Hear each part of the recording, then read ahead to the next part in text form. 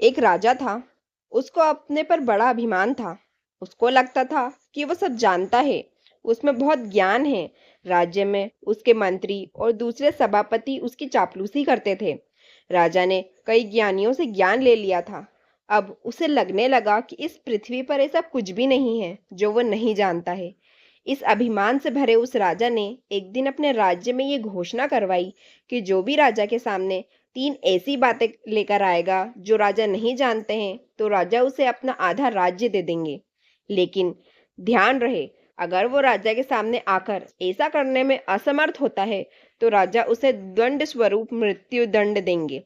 राजा की ऐसी घोषणा के बाद कई लोगों ने सोचा जरूर, लेकिन वो राजा के सामने नहीं जा पाए, क्योंकि उन्हें भय था कि राजा को सब पता है। इसलिए वो वहां जाकर अपनी जान गंवाना नहीं चाहते थे। कई दिनों बाद एक बुद्धिमान और चतुर युवक को राजा के इस संदेश का पता चला। युवक का नाम सरस था। वो नगर के बाहर रहता था। वो राजा की सभा में पहुंचा।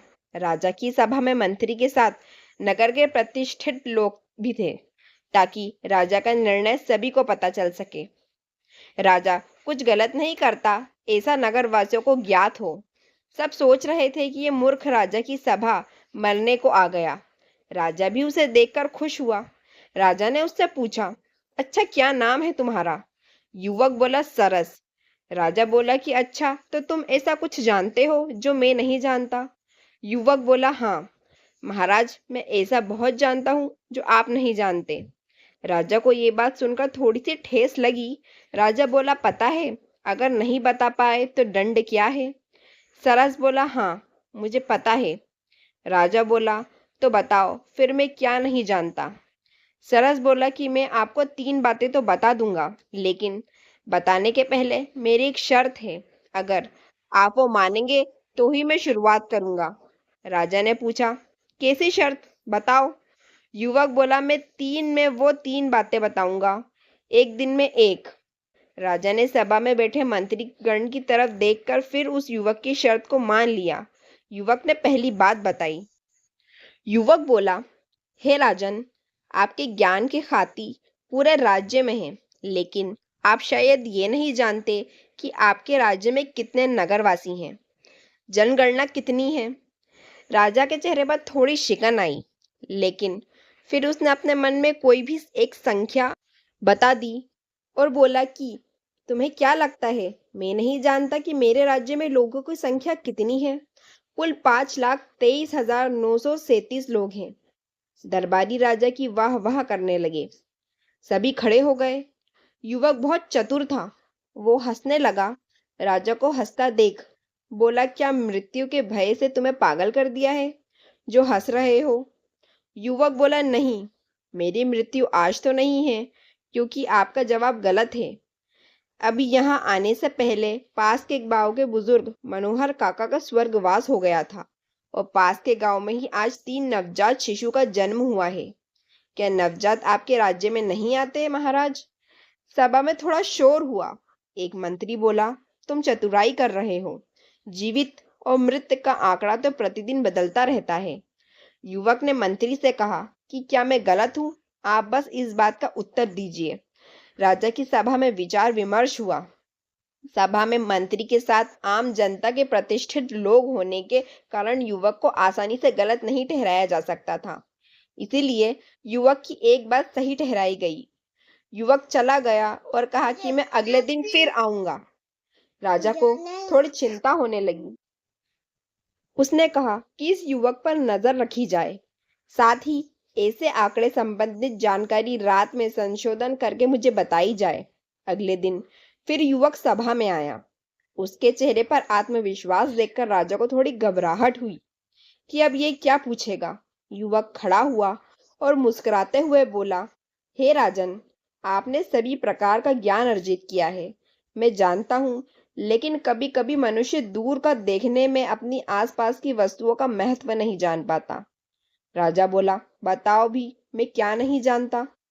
युवक बोला, आप इस विशाल राज्य सिंहासन पर विराजमान हैं।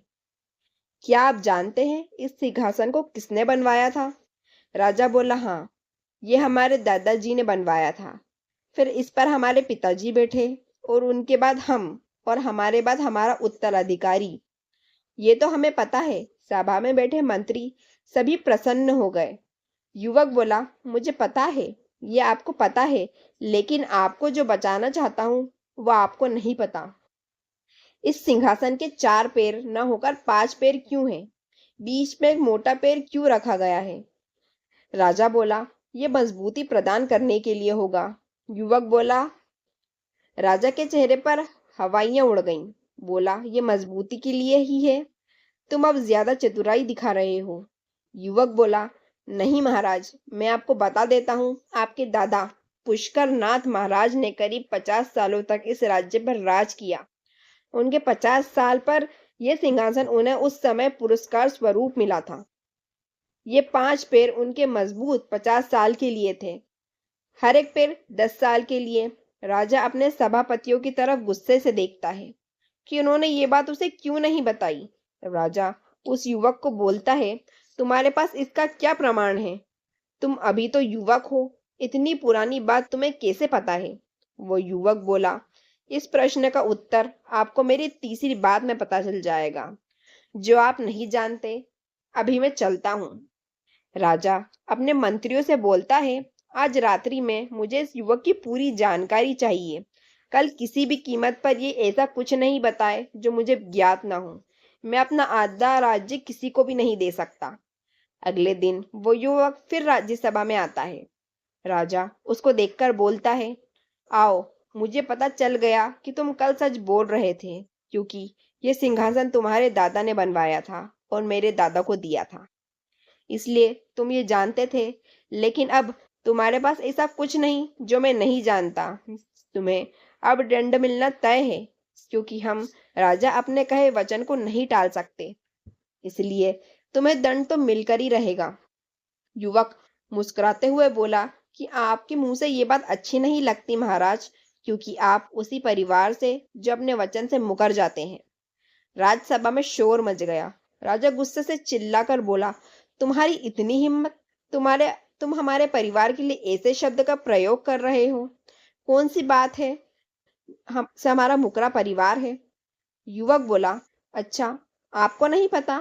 मुझे लगा कि आपने सब पता लगा लिया होगा, तो शायद वो भी पता चल गया होगा। राजा बोला, क्या? युवक बोला, जब मेरे दादाजी ये पुरस्कार आपके दादा को दिया, तब उन्होंने प्रसन्न होकर उन्हें 200 एकड़ जमीन और 500 सोने की मुद्रा भेंट देने की घोषणा की थी। लेकिन उसके कुछ दिन बाद ही आपके दादाजी का स्वर्गवास हो गया था।